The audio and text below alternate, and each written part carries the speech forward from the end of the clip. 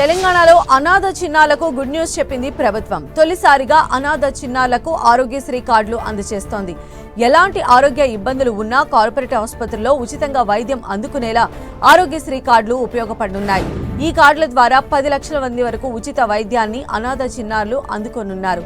మహిళా శిశు సంక్షేమ శాఖ మంత్రి సీతక్క, బీసీ సంక్షేమ శాఖ మంత్రి పొన్నం ప్రభాకర్లు శిశు విహార్ సంరక్షణలోని అనాథ పిల్లలకు ఆరోగ్యశ్రీ కార్డులు పంపిణీ చేశారు.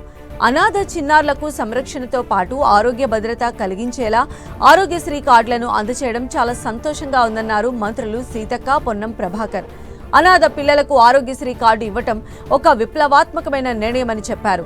ఈ నిర్ణయంతో కుటుంబం లేదని బాధను తీరుస్తున్నామని, తల్లిదండ్రులు లేని పిల్లలంతా ప్రభుత్వ బిడ్డలే అన్నారు. తల్లిదండ్రులను కోల్పోయి ఎవరూ ఆసరాగా లేనప్పుడు శిశు సంక్షేమ శాఖ జిల్లా యంత్రాంగాలు చిన్నారులను చేరదీస్తున్నాయన్నారు. చిన్నారులను ఆదరించడం మన బాధ్యత అని, తల్లిదండ్రులు లేని లోటును తీర్చి వాళ్లు ఎదిగేలా మానసిక ధైర్యాన్ని ప్రభుత్వం కల్పిస్తూ ప్రభుత్వం తోడుగా ఉంటుందని భరోసా ఇచ్చారు.